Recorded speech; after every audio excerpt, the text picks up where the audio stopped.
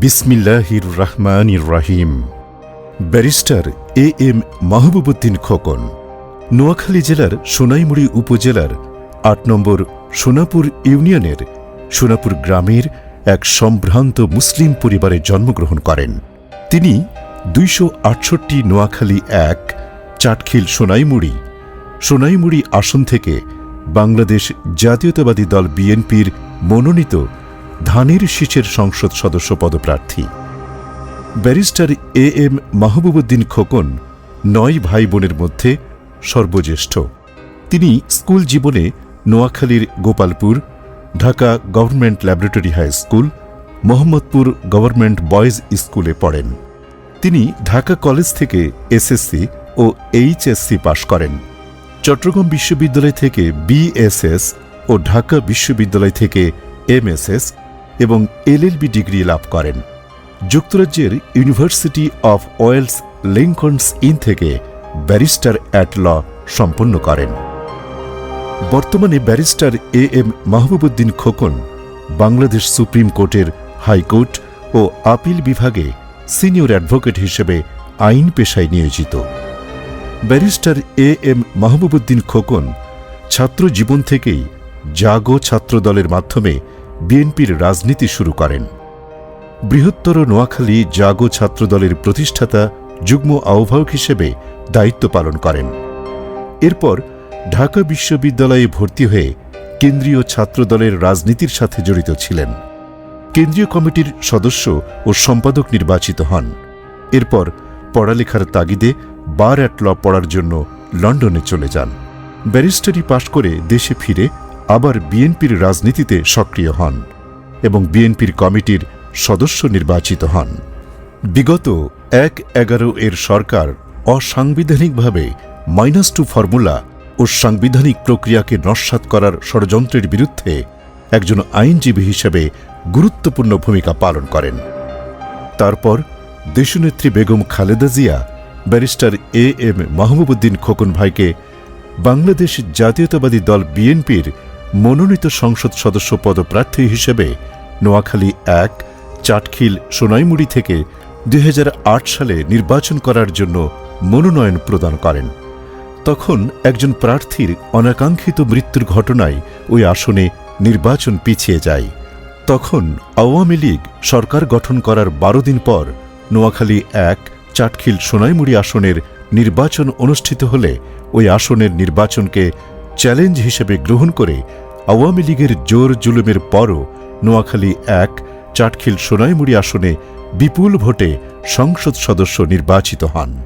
Barrister A M Mahbubuddin Khokon ২০০৮ সালে সংসদ সদস্য নির্বাচিত হয়েই মহান জাতীয় সংসদে সব সময় গণতন্ত্র, স্বাধীন বিভাগ, আইনের বিচার ও মানবতার প্রশ্নে আপোষহীন ছিলেন। Barrister A M Mahbubuddin Khokon তিনি বিরোধী দলীয় সংসদ সদস্য হিসেবে যেটুকু সরকারি বরাদ্দ পেয়েছেন তার শতভাগ সদ্ব্যবহার করেছেন। নিজের চেষ্টায় কিছু সরকারি বরাদ্দও আনার চেষ্টা করেছেন। তিনি সংসদ সদস্য থাকাকালীন সময়ে উন্নয়নের উল্লেখযোগ্য কিছু হিসাব তুলে ধরা হচ্ছে। টিআরের মাধ্যমে ৩,৮২০টি প্রতিষ্ঠানে অনুদান দেয়া হয়েছে।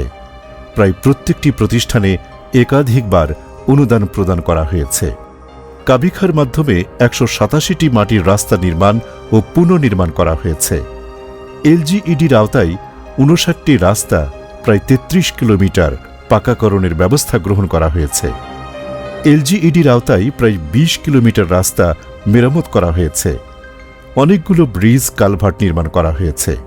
প্রায় ২৮টি প্রাইমারি স্কুল নির্মাণ করেন। প্রায় ৮টি উচ্চ বিদ্যালয় নির্মাণ করেন। তিনি জেলা পরিষদের মাধ্যমে প্রায় ৩,২২,০০,০০০ টাকার উন্নয়ন করেন। ১২০টি বাড়িতে আর্সেনিক মুক্ত গভীর নলকূপ প্রদান করা হয়। ৪টি খাল পুনঃখনন করা হয়েছে। প্রায় ২০০ বান্ডিল ঢেউটিন বিনামূল্যে গরিবদের মাঝে বিতরণ করা হয়েছে।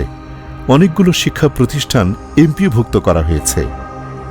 Barrister A M Mahbubuddin Khokon বিগত ১৭ বছর আওয়ামী দুঃশাসনে তিনি নেতাকর্মীদের পাশে ছিলেন।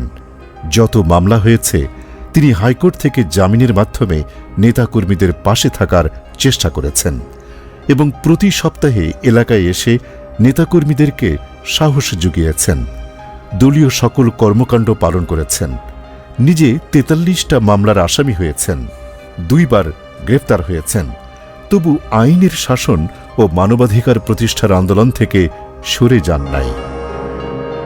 ব্যারিস্টার এএম মাহবুবউদ্দিন খোকন দেশনেত্রী বেগম খালেদা জিয়া ও বিএনপির ভারপ্রাপ্ত চেয়ারম্যান তারেক রহমান তাকে আবার ২০১৮ সালে অনুষ্ঠিত জাতীয় সংসদ নির্বাচনে দলের পক্ষ থেকে নোয়াখালী ১ আসনে আবারও মনোনয়ন প্রদান করেন। আপনাদের নিশ্চয়ই স্মরণ আছে, তিনি নির্বাচনী প্রচারণা করতে এসে এই সোনাইমুড়িতে ওসির গুলিতে গুলিবিদ্ধ হন। উনার পিএস ইকবাল হোসেন রুবেল সহ অনেকে আহত হন। দেশনেত্রী বেগম খালেদা জিয়া ও বিএনপির ভারপ্রাপ্ত চেয়ারম্যান তারেক রহমান ব্যারিস্টার মাহবুবউদ্দিন খোকনকে যুগ্ম মহাসচিব এবং পরবর্তীতে বিএনপি চেয়ারপারসনের উপদেষ্টা হিসেবে মনোনীত করেন। ২০২৪ সালে ছাত্র বৈষম্য আন্দোলনে তিনি গুরুত্বপূর্ণ ভূমিকা পালন করেন। আন্দোলনরত ছাত্রদের গ্রেপ্তার করলে বীরের মতো পুলিশ ভ্যানের সামনে দাঁড়িয়ে বজ্রকণ্ঠে বলেন, ওদেরকে ছেড়ে দেন, সাহস থাকলে আমাকে গ্রেপ্তার করেন। পুলিশ বাধ্য হয়ে ছাত্রদের ছেড়ে দেয়।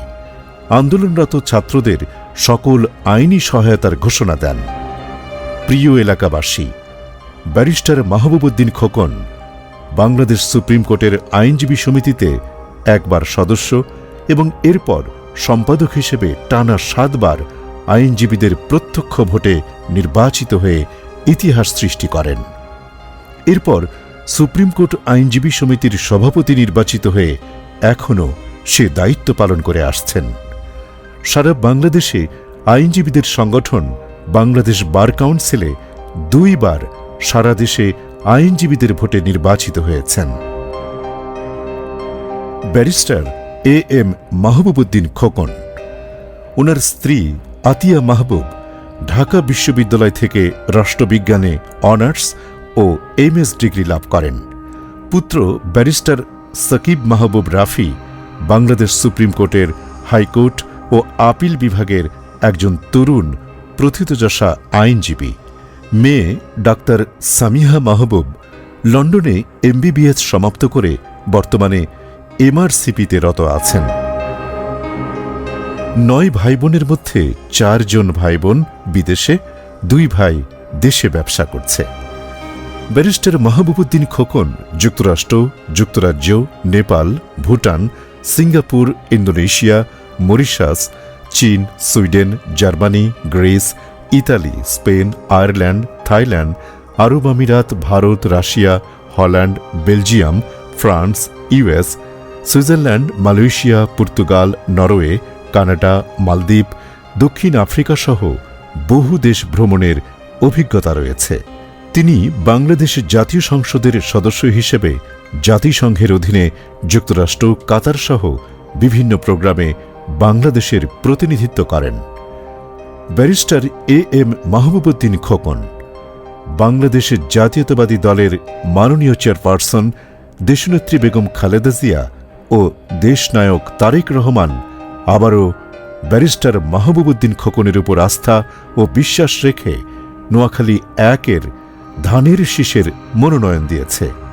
আপনারা তাকে নির্বাচিত করলে তিনি সততা, নিষ্ঠা ও সফলতার সাথে দায়িত্ব পালনে সচেষ্ট থাকবেন। আপনাদের ভালোবাসা ও স্নেহাসিক্ত হয়ে নোয়াখালী ১, চাটখিল, সোনাইমুড়ি এর সর্বস্তরের জনগণের কাছে একজন সংসদ সদস্য পদপ্রার্থী হিসেবে ধানের শীষের পক্ষে আপনাদের কাছে সমর্থন, দোয়া ও মূল্যবান ভোট প্রার্থনা করছেন। সকলের জন্য শুভকামনা। আল্লাহ আমাদের সহায় হন।